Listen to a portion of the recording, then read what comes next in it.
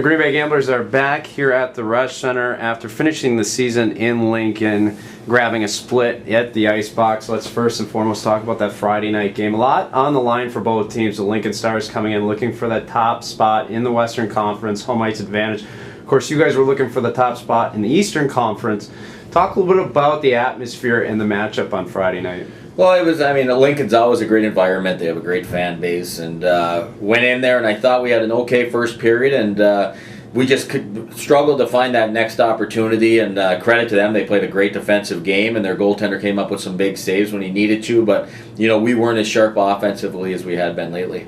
Now you come back on Saturday night, show a little resiliency. Of course, Adam Huska, you guys made a change for Kevin Reich on Friday night. He comes back in. I thought he played really well. Yeah, Adam's been great all year for us, and it wasn't anything that he had done on Friday. We were just trying to change the momentum of the game and get a little push in there by putting Kevin in the game. But Adam came in, made some huge stops that second night, a couple of breakaway opportunities that we gave up in key situations where he had to make big saves, and that's why he's been the best goalie in the league all year. Let's talk about that. He broke the single-season USHL record at 1.82 goals against average. He leads the league in save percentage at 93.1. Talk a little bit about his development. Adam Huska's been kind of a rock for you guys defensively. Well, he's been phenomenal all year long, and I think we knew we had a good goalie coming in. We just didn't know how good he possibly could be. And, I think we'll give some credit to our defensemen and our group of forwards around him that, play a very responsible game. But, it's when you need that one big save in a game, Adam's been there for us all year. How important is it to have that type of goaltender in the USHL? You see time and time again, the most successful teams have that top goaltender. Well, I think looking at the playoff teams, the 8 teams that have made it, they all have great goaltending. So I think everybody knows you need to have it to win in this league, and it's going to be very important, obviously, down the playoff stretch now. Credit to your leadership a little bit. Sam Saliba, a guy always on the stat sheet coming down the stretch here. If you don't think he wants to win the Clark Cup, you're crazy.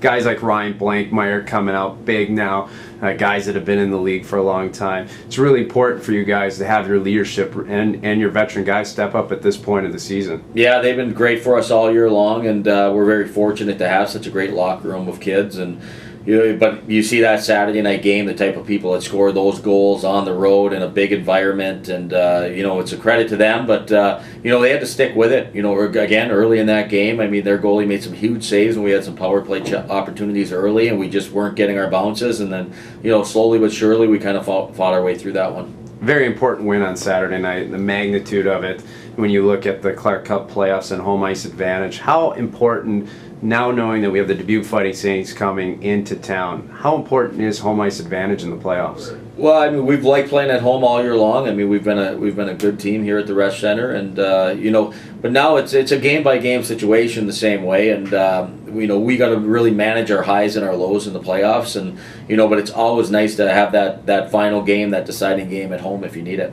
Nick Paling injured. You guys have made some adjustments to the lineup. How comfortable are you and your coaches right now with those adjustments moving into the playoffs? Well, I think we're still going to have to tinker with it a little bit, especially special teams and just trying to find the right fit. Nick played a lot of situations for us, and he had the puck on his stick a lot. So it's just putting people in situations to be comfortable without, changing things that have worked for them all year. We don't want to take somebody who's had a lot of success in one area and try to make them try to do something different. So, losing Nick is a key player, but at the same point, we love our depth, and some of our young kids are really ready to step up into those opportunities. Well, it's a credit to you and your coaches too that I feel like this team, and maybe you can elaborate on this a little bit more, has that next man up mentality. Yeah, I don't think we're trying to steal it from the Packers or anything that way, but it's that way in sports right now, and everybody wants that opportunity, and I think especially with some of our younger skilled players, Chris Garando, Johnny Leonard, Joshua Dunn, they've really fought through this league in that first year, and they've had some success, but they're very good players, and throwing them into more key situations now as we move forward is something they're ready for. Well, I appreciate your time, and good luck this week preparing for the Dubuque Fighting Saints. All right, I appreciate it.